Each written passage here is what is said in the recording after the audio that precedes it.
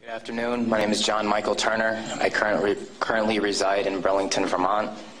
I served with Kilo Company, 3rd Battalion, 8th Marines as an automatic machine gunner.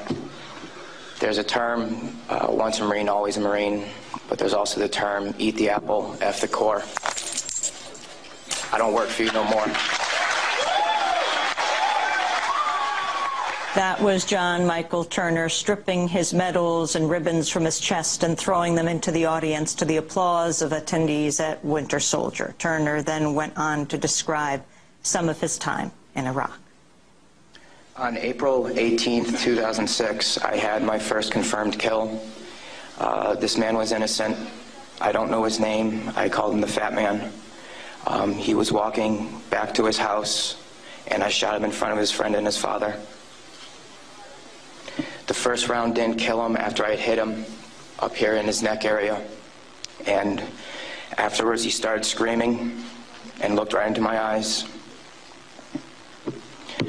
So I looked at my friend who I was on post with, and I said, well, I can't let that happen. So I took another shot and took him out. He was then carried away by the rest of his family. It took 7 people to carry his body away. We were all congratulated after we had our first kills, and that happened to have been mine. My company commander personally congratulated me, as he did everyone else in our company. This is the same individual who had stated that whoever gets their first kill by stabbing them to death will get a 4-day pass when we return from Iraq.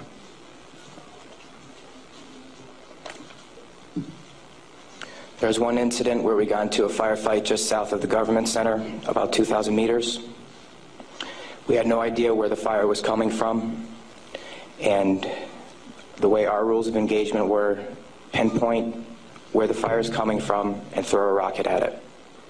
So with that being said, we still didn't know where the fire was coming from, and an 84mm rocket was shot into a house. I do not know if there was anyone in it.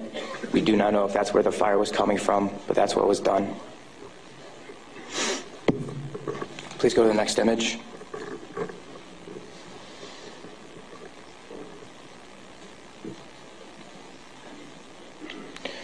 This man right here was my 3rd confirmed kill. As you can see, he was riding his bicycle. Later on in the day, we went ahead and we had CBS Laura Logan with us, but she was with the other squad.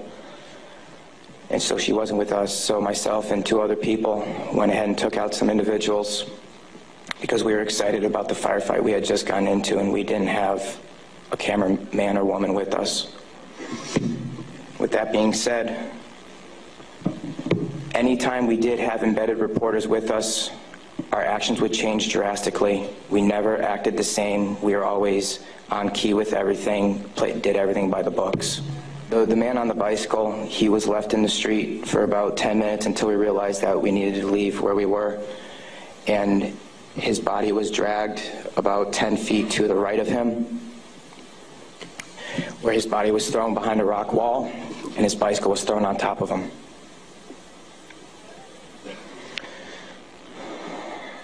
Another thing that we used to do a lot was recon by fire, where we would go ahead and try to start a firefight if we felt threatened in any way, shape, or form. There's one particular incident where we were working with the Iraqi Army and the Iraqi Special Forces in downtown Ramadi, and with our squad and the Iraqi Army, there was also lieutenant colonels, majors, first sergeants, and sergeant majors. Sorry, sergeants major. With that being said, the Iraqi Army would go into the house, kick in the doors, and then go ahead and shoot. And there were loud bursts of machine gun fire. We thought we were taking fire, but then we later found out that it was them.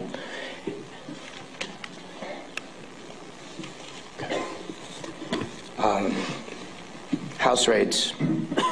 Because we were a grunt battalion, we were responsible for going on several patrols. A lot of the raids and patrols we did were at the night, around 3 o'clock in the morning, around there. And what we would do is just kick in the doors and terrorize the families. That was an image taken around 3 o'clock in the morning through night vision goggles. And that is the segregation of the women and children and the men. If the men of the household were giving us problems, we'd go ahead and take care of them any way we felt necessary, whether it be choking them or slamming their head against the walls.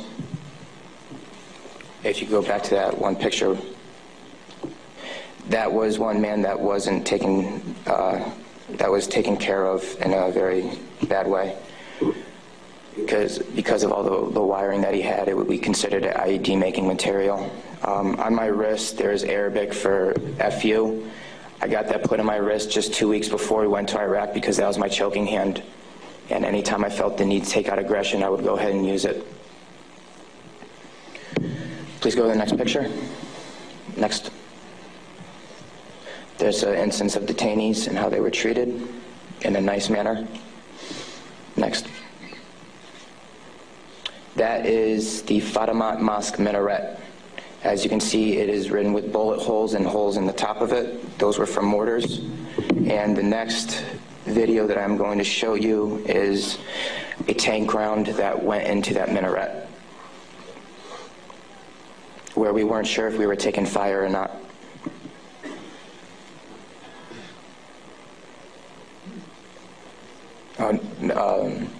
I'll talk about this one. This is after one of the guys in a weapons company had gotten shot.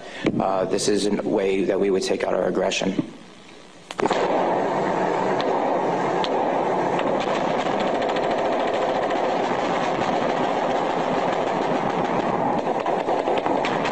For those of you who don't know, it is illegal to shoot into a mosque unless you were taking fire from it. There was no fire that was taken from that mosque. It was shot into because we were angry. Can you please play the next video?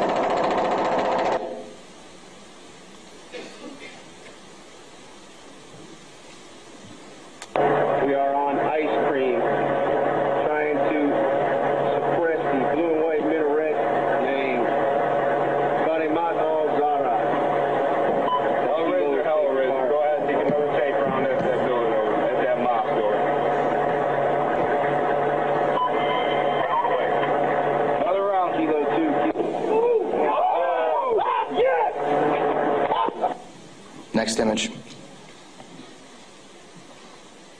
That, okay. With that being said, there's many more stories and incidents for me to talk about, although we don't have the time to. But this just goes to show you that that was the after effect of the tank round. This just goes to show you that everyone sitting up here has these stories.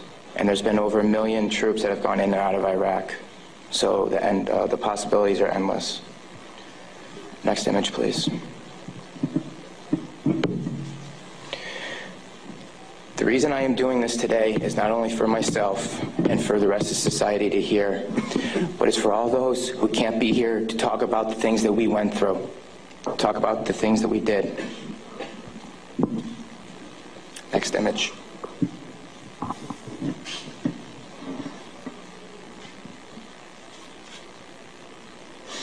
Those 4 crosses and this memorial service were for the 5 guys in Kilo Company, 3rd Battalion, 8th Marines that we lost. Throughout our unit, we had 18 that got killed.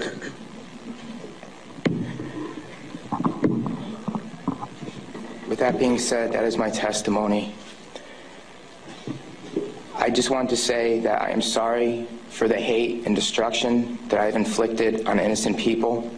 And I'm sorry for the hate and destruction that others have inflicted on innocent people. At one point, it was okay, but reality has shown that it is not, and that this is happening, and that until people hear about what is going on with this war, it will continue to happen and people will continue to die.